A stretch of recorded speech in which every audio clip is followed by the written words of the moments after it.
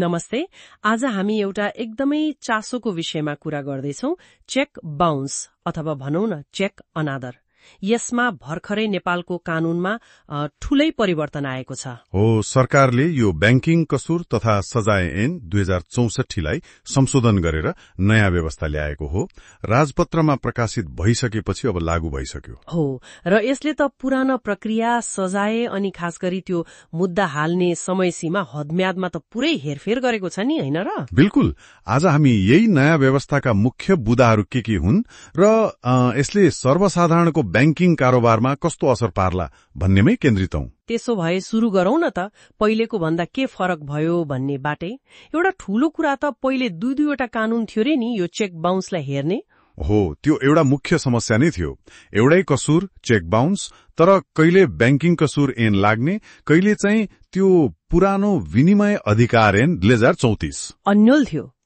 अब चाहिँ त्यो विनिमय अधिकार ऐनको दफा 107 कलाई खारेज नै गरियो। अब सबै चेक बाउन्सका केसहरू यही ब्याङ्किङ कसुर ऐन अन्तर्गत मात्रै हेरिन्छ। ए, भनेपछि कानूनी रूपमा एउटै बाटो भयो। त्यो त राम्रै भयो होला, तर प्रक्रिया नि अब मुद्दा कसरी अगाडि बढ्छ त? प्रक्रियामा पनि ठूलो परिवर्तन छ। पहिले कस्तो थियो भने सिधै अदालतमा पनि मुद्दा हाल्न सकिन्थ्यो। हो नि। अब त्यो बाटो बन्द भयो। चेक बाउन्स भयो भने अनिवार्य रूपमा पहिले प्रहरीका जाहेरी दिनुपर्छ। ए, प्रहरीका? हो, अनि प्रहरीले नै अनुसन्धान गर्छ, प्रमाणहरू बुझ्छ, अनि मात्रै सरकारी वकिल मार्फत मुद्दा अदालतमा दायर हुन्छ। भनेपछि अब सबै मुद्दा प्रहरीबाटै लाने भयो। यसले त प्रहरीमाथि कामको चाप बढ्ने भयो नि त, हैन र?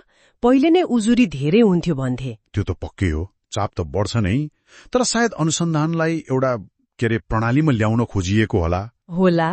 तर यो भन्दा पनि बढी चर्चा त सायद हदम्यादको भएको छ नि।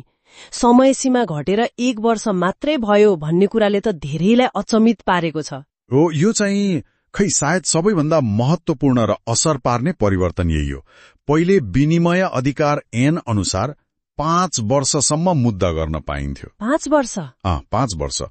अब त्यो हटेर चेक बाउन्स भएको मितिले ठ्याक्क 1 वर्षभित्र प्रहरीमा जाहेरी दिइसक्नु पर्ने भयो। 1 वर्ष मात्रै? हो, 1 वर्ष।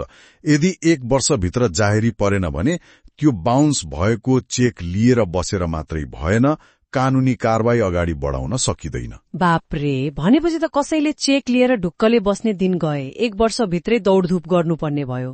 त्यति मात्रै होइन नि, जाहेरी परिसकेपछि पनि प्रहरीले अनुसन्धान सकेर 6 महिनाभित्र मुद्दा अदालतमा पुर्याइसक्नुपर्छ। त्यो अर्को समय सीमा पनि छ। ए, भनेपछि चेक लिने मान्छे एकदमै चनाखो हुनु पर्यो अब। अनि चेक बाउन्स भइहाल्यो भने ब्याङ्कले त्यसलाई प्रमाणित गर्ने प्रक्रियामा पनि केही नयाँ कुरा छ कि? छ, त्यो पनि व्यावहारिक हिसाबले महत्वपूर्ण छ। अब कस्तो भयो भने खातामा पैसा नभएर चेक फर्कियो, तर ब्याङ्कले तुरुन्तै ल यो बाउन्स भयो भनेर दिइहाल्दैन। पहिले ब्याङ्कले खातावालालाई सम्पर्क गर्नु पर्यो। कसरी? फोन गरेर, जुनसुकै माध्यमबाट, फोन, इमेल, एसएमएस, जेबाट हुन्छ, सम्पर्क गरेर तपाईको चेक फर्कियो, खातामा पैसा छैन भनेर जानकारी दिनु पर्यो। अनि त्यसको रेकर्ड पनि राख्नु पर्यो। ए, रेकर्ड पनि? हो, सूचना दिएको प्रमाण चाहियो नि। अनि खातावालालाई रकम जम्मा गर्न 45 दिनको समय दिनुपर्छ। 45 दिन? झण्डै 1.5 महिना। हो, एक किसिमले गल्ती सच्याउने मौका दिएको जस्तो भयो।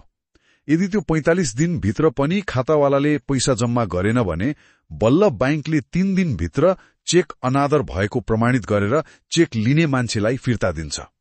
त्यसको एउटा निश्चित ढाँचा पनि राष्ट्र ब्याङ्कले तोक्छ होला।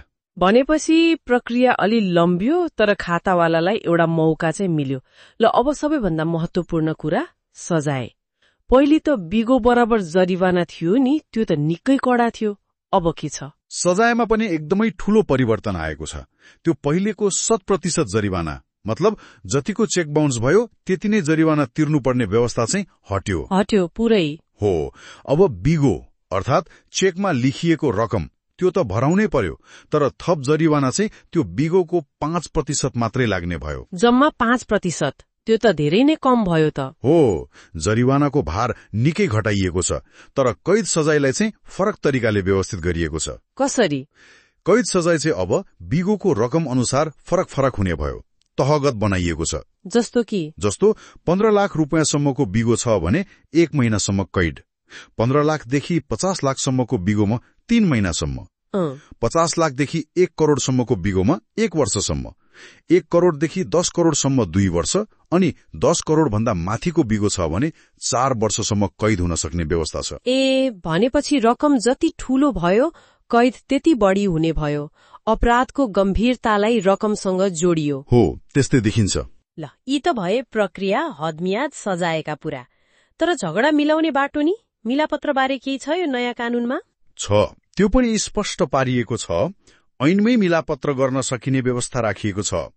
यसले अदालतसम्म नपुगिकनै आपसी समझदारीमा विवाद टुङ्ग्याउन सजिलो बनाउँछ। समय र खर्च दुवै बच्छ।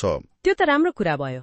ल, त्यसो भए मोटामोटी हेर्दा यो नयाँ कानूनले चेक बाउन्सका मुद्दालाई ब्याङ्किङ कसुर ऐनभित्र मात्रै समेट्यो, अनुसन्धान प्रहरीले मात्र गर्ने बनायो, हदम्याद घटाएर 1 वर्ष बनायो, खातावालालाई 45 दिनको सूचना अवधि अनिवार्य गर्यो, अनि जरिवाना घटाएर 5% झार्यो, तर कैदलाई चाहिँ बिगो अनुसार तहगत बनायो र मिलापत्रलाई पनि बाटो खुला राख्यो। हो, सारमा यिनै हुन् मुख्य परिवर्तनहरू। यसले पक्कै पनि चेक लिने र दिने दुवैलाई अलि बढी सचेत र जिम्मेवार बनाउँछ होला। खास गरी त्यो 1 वर्षको हदम्यादले त निकै फरक पार्छ। हो नि, तर एउटा कुरा खट्किन्छ कि यो ऐनले चेकमा लेखिएको रकमको स्रोत बारे त केही बोलेन जस्तो छ नि। हो, त्यो एउटा महत्वपूर्ण पक्ष हो जसमा ऐन मौन छ।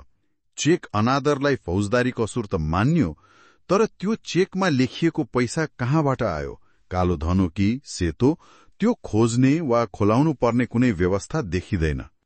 यसले कता कता ठूला वा शंकास्पद कारोबारहरू पनि यही चेक बाउन्सको प्रक्रियाबाटै मिलापत्र गरेर वा सामान्य सजाय भोगेर वैध हुने हुन् कि भन्ने एउटा चिन्ताको ठाउँ चाहिँ बाँकी राख्छ जस्तो मलाई लाग्छ। हो,